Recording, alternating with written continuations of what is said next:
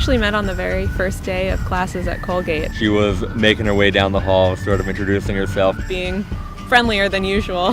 I'd walked past Max's door and noticed that there was a Pink Floyd poster up on the wall. She got really excited because she was a really big Pink Floyd fan, and I wasn't, but she thought I was. Max turned around and we kind of had this immediate spark almost. And eventually I asked her out towards the beginning of second semester, and we've been kind of inseparable ever since. When I met her, and very quickly after we started dating, I knew that she was the kind of partner that I wanted, and she was the person that I wanted to build a family with. People actually on our freshman dorm hall, they would make fun of us and call us the married couple because we were inseparable ever since we met. I think we always just had kind of something pulled us to each other, and that never really left. Long distance is kind of a funny thing because people always ask you, oh, isn't that so hard? It's easy to be with someone when you're in the same place, but when you're apart, you kind of have to make that extra effort to make your relationship sustainable and still have that loving, playful friendship that you can have in person. For us, it wasn't really hard. Knowing that you were in a relationship with a person that I felt like I was meant to be with, it made it easy. Not easy, but almost easy.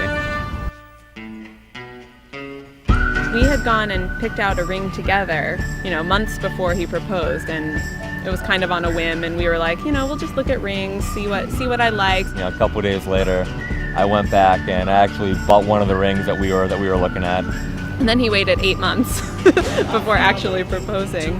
Joy's amazing, and I wanted the proposal to be perfect, and I kept getting these ideas, and they weren't good enough, and I thought that she deserved better. One weekend, he was visiting me down in D.C. I decided to keep it simple because that's really more who we are. We're generally very simple people. And he said, let's go out for Ethiopian. I didn't think too much of it at the time. I got us tickets to this jazz show in a historic jazz bar in Washington, D.C. So we went there, and I was a little suspicious just because it seemed like a bigger night than just a casual dinner out. And then he surprised me again and said, oh, actually, we're going to go to the Fairmont Hotel and have some drinks. And I was like, okay, that's, a big night out. And then we got to the Fairmont, and then he surprised me a final time and said, actually, you've been working really hard, you seem tired. So I actually booked us a room at the Fairmont for us to, get away for a night.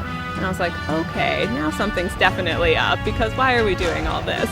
We checked into the hotel and we got to our room, and I opened the door and there were, flowers and candles everywhere. And I was kind of looking around, and then I turned around to look at Max and ask him what was going on, and he was down on one knee with the ring that he had hidden in the room earlier. When we got engaged, I think everyone was really happy and supportive, and I think just excited. No one seemed too surprised. No. It was a long time coming. The wedding day is definitely going to be a really emotional day.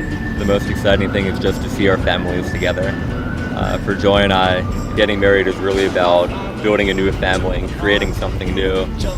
Bringing together the best of where we're each coming from. It's just really meaningful to both of us that we have people from so many different continents and countries and states coming together to celebrate with us. We talk about having kids all the time. Joy and I both can't wait to start a family.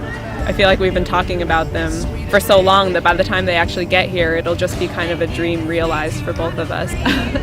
like 10, 10, right? 10, yeah. Oh, we agree. Okay. We'll see. 2 to 4. 2 to 4. Name reveal. On 3. Okay.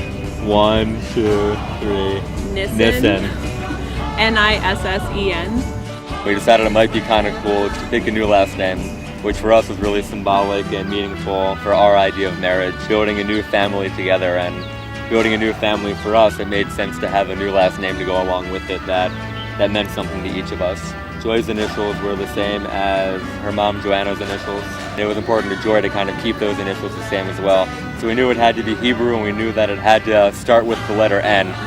The Hebrew name Nissen is a version of Nisan, which is the Hebrew month when the holiday of Passover is, which is a holiday all about renewal and rebirth and new beginnings. And that for us, that seemed like it fit for what we were trying to do and coming together and building a family together.